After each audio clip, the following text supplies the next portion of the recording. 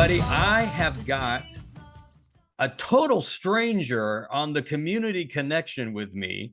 And just to give, this is what I do. I travel all across America, and every now and then I come across these people that instantly resonate with me. Sherna, you instantly resonated with me. My wife and I were in Savannah in a conference, and we're walking around, and there's like a market or something, and then like there's some book fair like things, and we just started talking and had a great time. And I was like, Sherna, I got to get you on my podcast because there's educators out there that want to write books, but they don't know how and they don't know where to start. And I was like, I'm gonna get Sherna on the show, and we did it. Look, we made it happen. We made it happen. Sherna, tell the audience a little bit about yourself, because you're not really from Savannah. We just met in Savannah, Georgia. Tell us about yourself, man. What's up? Okay, well, I am Sherna Lott. I am in my 26th year in education. Yeah, I Yeah, know. It's that's like right. I'm so young. No, Yeah, exactly. What's going on? but Botox, baby. That's how I trust keep my me, beautiful. they are absolutely up here glowing. It's like the Botox, but forget that. Like go up there and get the nice grays.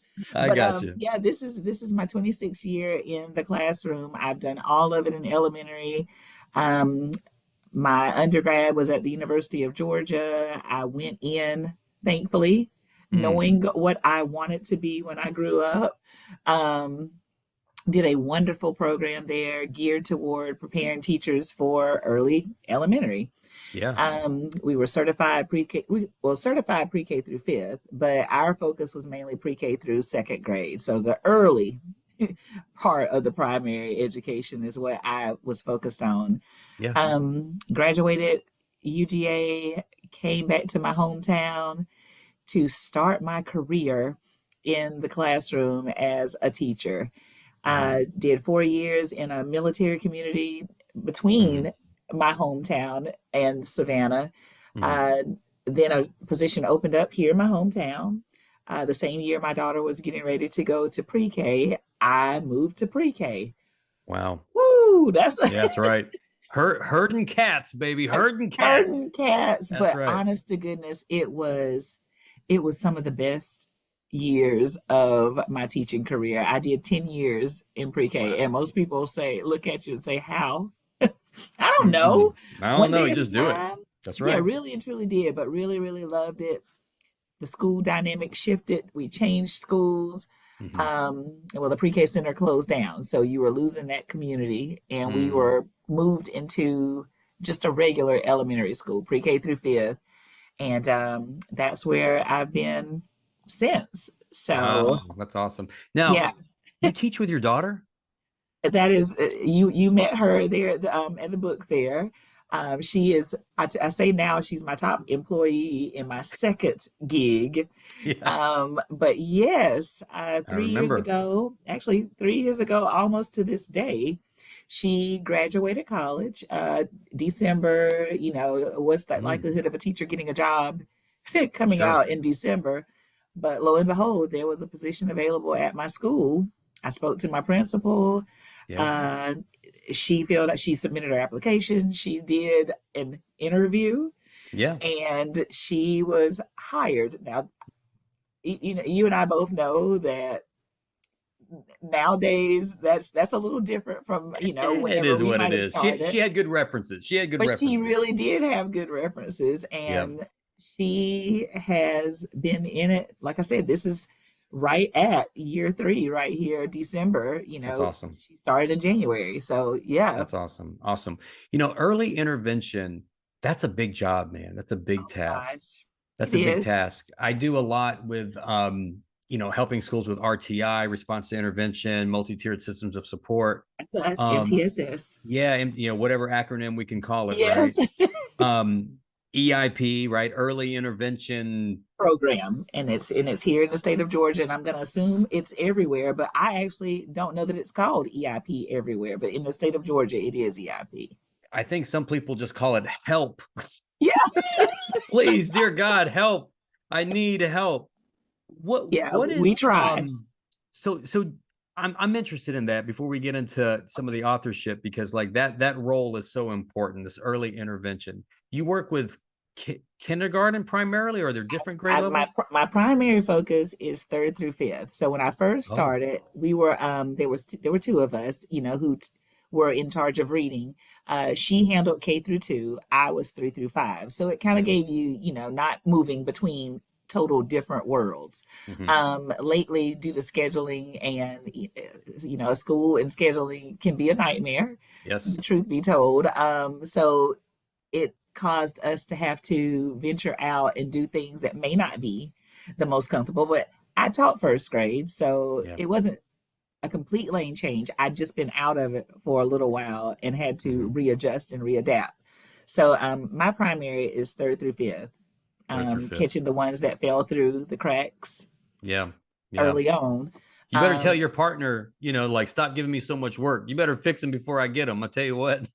you really want that, but if you talk to any teacher, honestly, when you get a group of students that next year from the grade level, before you, Right. you can look and about tell who was in a classroom where they got meat and who was in Yeah. a classroom where they had a lot of snacks, and you really want to get most of the students from somewhere that got a Mhm. lot of meat. And some Yeah. kids, truthfully, no matter where they would have been placed because of the deficits, Mm. they would have struggled. Yeah. So they continue to move along. You got to also figure in we've got some COVID babies, Yeah. Yeah. I who know. were in early ed Yeah. without school, That's without right. face to face school at least. That's right. So a lot of them started falling through the cracks, but the cracks didn't just start with COVID. And I need people to understand Oh, that of part. The course. cracks did not start with COVID.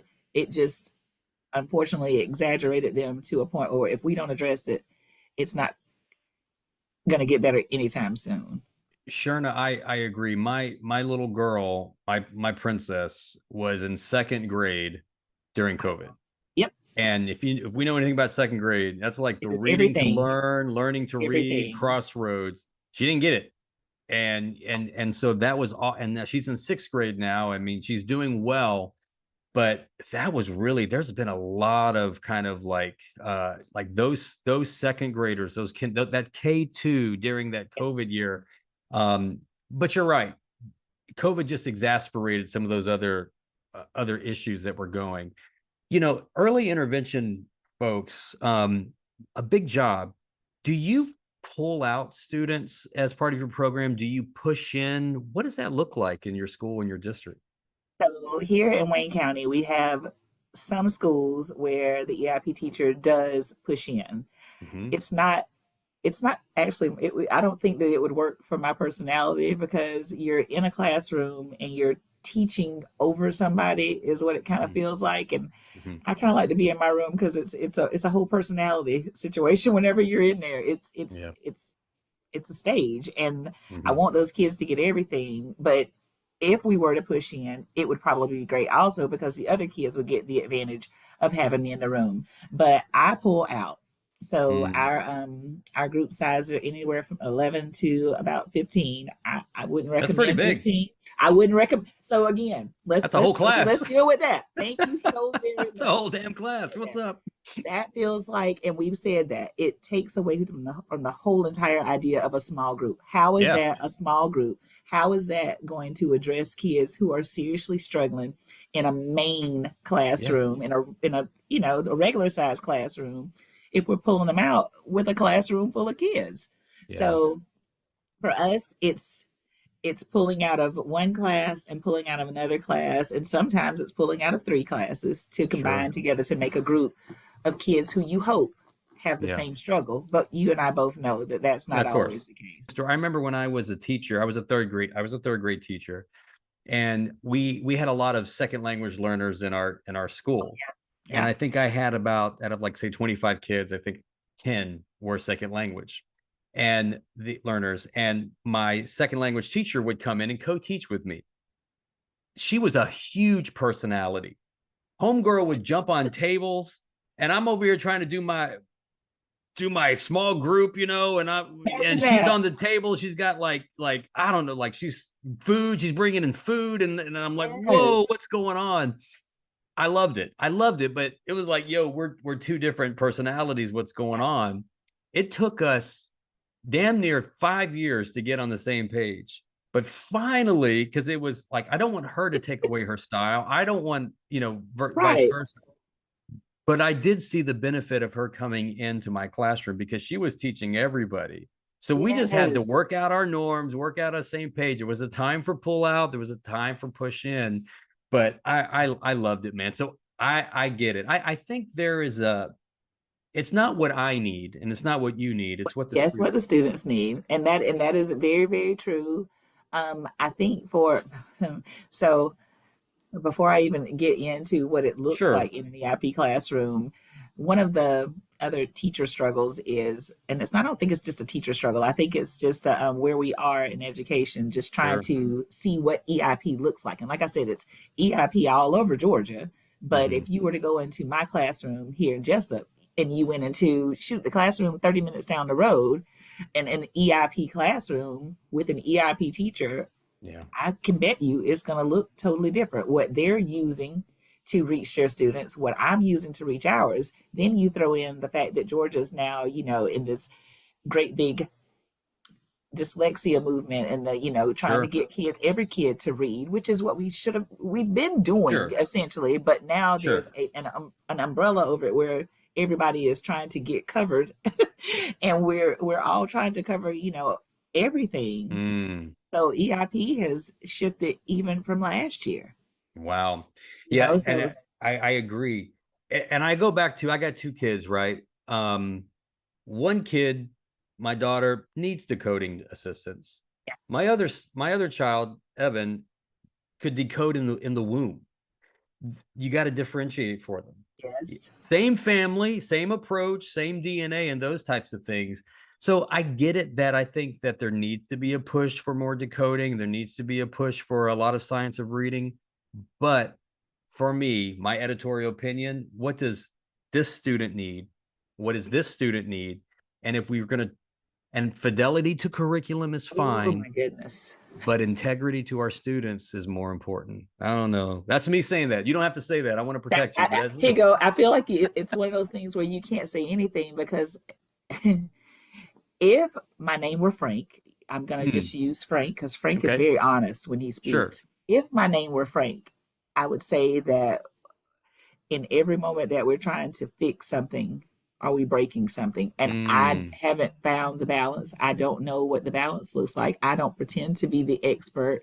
I pretend to be the person that is on the ground trying yeah. hard to do what's right and to do what's best for our students.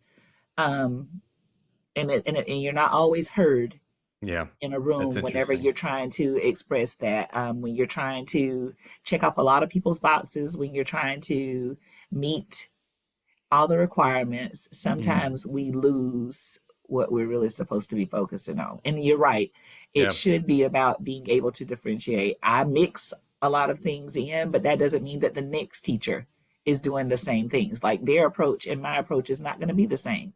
But Yeah. mine is adapted from adjusting and seeing kids throughout the years and knowing that it's not one size fit all. It's Yeah. not. And a program sounds awesome, Yeah. but how do you find a program that gives everybody what they need? Yeah. There's an art and an alchemy to our work, right? I get it that there's a science and there's a research, but there's an alchemy to that, but there's also an art. And you take experienced people working together, making sure that they know that child. I mean, we talk a lot about relationships, but it's not just, it's really about that how that child learns. Like let's have a relationship with how they think. Let's have a relationship to how they learn. And equity, that term gets thrown around a lot. Like I see this a lot in our, and it's very quick to say, yes, we want equitable schools and we want equitable, but it's really like equity is not the same for everybody. What you need is different from what I need. And an equitable experience is making sure that our what we bring to the classroom is heard and it's valued in an equitable fashion, not giving everyone the same resources. That's cheap Like this equity. utopia you speak of. This is I try. That's why I do this podcast. I'm trying. I'm trying, Sherna. Well, anyway, listen. But you're passionate about literacy. I tell my kids I love to read and don't ever tell them, maybe they'll never see this, but I'm the teacher that loves to read but I don't actually get to read for myself because Oh, wow. I get Yeah. to read with them. But thankfully, I get to read with them. But it's not like, picking up a book for myself and being able to just dive into it. I used to be really good at it. I tell you But what, man, I agree. I've never really been a fiction fellow. I'm a nonfiction dude, but I can't carry books with me. I carry this phone right here, and I got like 75 books that I'm reading at the same time. I just listen to them. But when I'm home, when I'm not traveling, ain't nothing better than getting my cats, down, getting a cup of coffee or a beverage, light that fire, and just sit my butt on that couch and just read. Oh my gosh, it's so awesome. I love that. I love it. yes. Yeah. But you're an author. Well, that's probably where the reading comes in. I told people, I said I literally sit there and I read with kids all the time. And hey, do you have a story inside of you? And come Mm, to find out, I did. wow. And and it has been quite an experience. I just recently spoke to my illustrator and told her December 2nd, our second book was released. Mm, So let's wow. go back from the start. That's awesome. So over 2 years ago now, because we moved past summer, I sat in church and jotted some notes down, just thinking nothing of it, just putting, I had a note app in my phone. Let me Yeah. just da da da da da. So that turned into sentences, and those sentences kept going. And I said, and that's where it stayed. Hmm. Last year, this time last year, November, probably September, October, my phone died, crashed, boom, gone. Oh Oh God, no. Hmm. where where's everything? And one day, while thinking about all the things I lost in that phone, I said, my book is gone. Oh wow. Wow. I That's said, funny. it is gone. It had been in there for 2 years. Mm, Oh, my fault. It'd been in there for 2 years. One day I sat there and I was at work. This was weeks later that it yeah. crashed. And something said, check your email. Like, I don't know what made me remember. Yeah. I'd email myself the notes. Oh wow. That's awesome. I think that is the only thing that saved that book. I love it. It's divine. See, it's because it was in church. If you were at a I do bar, believe Jesus had a lot to do with it. if you were at a bar, no, you wouldn't have happened. But you were It at never church. See, happened. It God would have never intervened. There you go. happened. Yeah. But yeah, I'd email myself at some point, like, going back in and revising it, and there it was. Now, was it the last up to date one? Probably not. But at Right. least I had, the footprint. But when I say to you, it was practically finished. It was practically finished, in that Awesome. state. Um, Years and years ago, back to 2004, 2005, when I was teaching pre-K, I had Hmm. this student in my class named Gloria. Gloria Mm, was glorious. I loved yes. everything about her. She was precocious. She was amazing. And that's Hmm. just as a 4 and 5 year old. And I say 4 and 5 because That's in the great. first book, which is here, is I'm entitled My Teacher Sees Me, and that's it. That's the cover. I love My it. teacher sees me. That's great. When you go to the back of it and you read, the about the author and the everything, I told Gloria, hey, I said, do you have any pictures of us when you were in pre-K? Now, if Yeah. you did the math in your head, 2005 was before digital. That's right. It was when you still had film and you still That's printed right. out pictures. You had to think about the pictures that you You took really because you did, only had because it like was 20. That's that's right. we had 24 That's on a right. roll. You had, That's unless right. you were like 24 in a big row. bucks and you could buy the Hmm. extended roll, but that was, mega money. That's But right. a good part of our pre-K program is we made every kid a scrapbook. Like every single, all 20 of the students in that classroom got a scrapbook. So not everybody keeps up with it. I still have my kids, Oh, that's cool. because I'm that mom. That's right. But Gloria went back and she looked. She said, Miss Sherna, I can only find one picture of us. I'm like, what does it look like? And so Gloria sent it to me again, not digital. This is a grainy Yep. film That's picture. right. I said, but Gloria, it's got to be in the book. So my favorite part about this Oh, is look at that. right here. There it And I is. show it I'm like, this is Gloria on her birthday. She's Wow. turning 5. And there's her and Miss Sherna back when I used to have hair. And I I was love it. about, I don't know, a lot of pounds lighter. but but it's me and it's her. And Gloria, the connection with her, I ran, they moved away Mm. Both her and her brother, I taught both of them. They Wow. graduated high school here. The best thing about being here is I get to see these kids. If they stay in Jessup, I get to see That's them right. all the way through. So, Mm. still had a connection with her parents. Both of her parents taught when Gloria graduated from the Savannah College of Art and Design. I got to Oh, throw that it's in there because it's that's important. that's a Okay, good that's a school. name drop. That's Yeah. right. But when she graduated from there, her parents were still here. Her dad retired and they moved down to Florida. Mom Mm. wasn't, wasn't done teaching just yet. Hmm. So she was teaching there, but they would still come back to Jessup because Gloria's grandmother was here. Mm. Ran into her mom. I went to go get dinner one night and her mom was having dinner with a friend. And I was like, hey, and we're just talking. I'm thinking nothing about this book, but it had come up recently. It had come back to my thoughts. So Mm. her mom is sitting there and she says, well, Gloria just graduated from blah, blah, from SCAD. And I said, Yeah. did. I said, I think this might have been, meant to be. I said, I need Oh to get in wow. touch with her, but I'm hungry. I need to go in this Yeah, restaurant. I we need got to get my to. That's food. right. That's right. We didn't even exchange information. I said, I gotta reach out to her. I said, but I knew how to get in touch with her mom. A couple of weeks later, I'm at my school and I Hmm. hear a voice that I'm very familiar with. It's her dad. Oh wow. He is at my school doing something totally unrelated.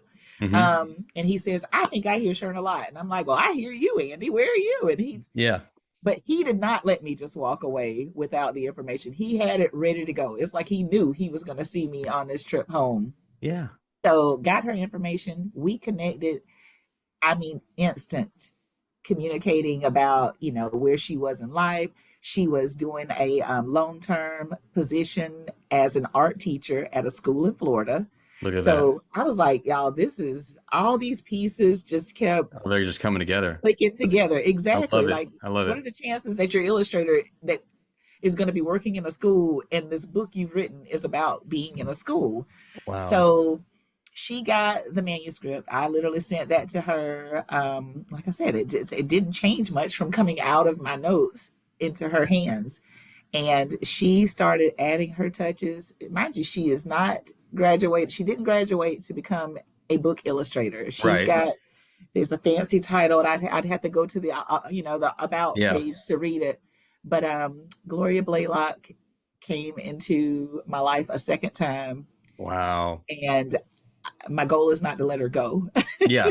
I mean, she's doing She's your other illustrator. projects. That's it. That's it. You're locked Really in. is, and it's been a godsend. This is, like I said, this is our first book. We Yeah. started, like I said, talking in October, November. This book was completed by May. Mm. It was literally just waiting on the two of us to be in the same location so we could take our updated photo.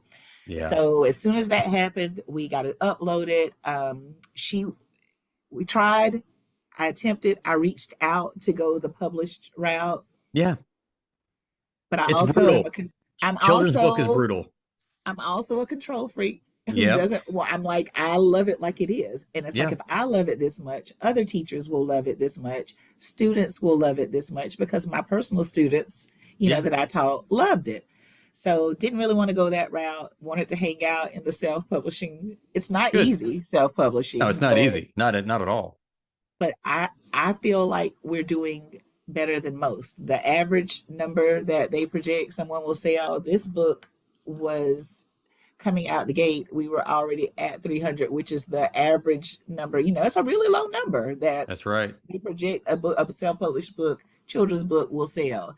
So we were already there, and that was just Hmm. local. That's So great. so we've been pushing books, but before this one was even sitting in my hand, I'd already sent her number two. Oh, that's I was awesome. like, Gloria, here's number two. I said, let me know when you're ready to start working on it. So that has been since summer. This one came Mm. out the end of June. We released our second book last month, not this past Monday, but last Monday, December the 2nd. It released on Amazon. It was already, in my hands and Yeah. going around to people. But the second book is here and it's called My Teacher Loves Me. And Oh, I basically love they it. just play off each other. My teacher sees me my teacher loves me. And Nathaniel, you're gonna think I'm nuts because I Oh, am. I'm a little just a, I teach. nothing I mean, wrong with what do that. you? Nothing wrong with that. But while we were doing that, I said, Gloria, I got another idea. She said, what? I said, I think I want to do a coloring book and a journal. I like So we it. made that happen That's also. right. That's So outstanding. That's I outstanding. love this. It takes both books, it combines them together, it lets the students go in and they can write about their experiences. Today in my classroom, two students I read to a class last week Hmm. and they were so amazed with the whole process. And I'm going to tell you, it's not just the kids who are amazed with the process. Adults have something inside of them that they have no idea how to get out. I agree. Everywhere I go, everywhere I set up, someone says, I've got a children's book idea. I don't know where to start. And I'm Hmm. like, please reach out to me. And I think they think that I'm saying it out of obligation, but I'm not obligated to Right. say that. That's right. All I can do is share my experience. I can't tell you the blueprint because Yeah. what works for me might not work for them. That's right. Yeah. But I can at least, help push them to get started. Yes, I love it. I love it. That's I think that's really inspirational for people because I think educators right now need a spark. I think they need an opportunity to kind of feel connected to that craft again. And like we talked Yeah. about earlier, like even in your role, everyone's on a hamster wheel, working very, very, very hard. And sometimes stepping out to Instagram or blog or write a book or write an article or share your experience, sometimes that little change actually is rest for us. And it gives us a little respite to recharge so that we have something else in our tank so we can go out and help kids. Yes. So absolutely love it. Well, Sherna Lott, you are precious. I love it. You make sure now do you have a website again? Can you say that website? No website, but social media. Facebook. I am a teacher heart, all one word, no possessive, just a Yep. teacher heart. My Instagram is a_teacher_heart. Love it. And like I said, I'm easy to find. Amazon. Both books are on Amazon, and for my bilingual friends, Oh, it is also available in Spanish. all So right. Muy ahí bien. Let's do it. estoy. Sí, Yeah, I like sí. it. I like it. That's I've got outstanding. my translators currently working on book number two's translation as well. I'm here. I mean, I'm here. I want people, please go on Amazon, follow me as an author. It'll update you when something That's happens. great. Please follow the story. I tell them it's follow my journey on Facebook and Instagram. Facebook seems to get more attention, I but know. I both know, of right? them, I got to get both of that them are doing the TikTok same. thing. I got to get a little more I am proficient not, at I'm TikTok. not ready. I Not know. I don't know ready. what's going on with TikTok. I got my 15-year-old helping me out. Sherna Lott, you're a gem. Thank you for connecting with me. This is the Thank you community so connection. much. This is why we do what we do. So, hey, you hang back a little bit. We'll chat a little bit more. And thank you, everyone, for joining us on the community connection with author, future Caldecott Award winner, I or love that. yeah, whatever that is. I don't know what that means. Newbery winner, Sherna Lott. Guys, take care.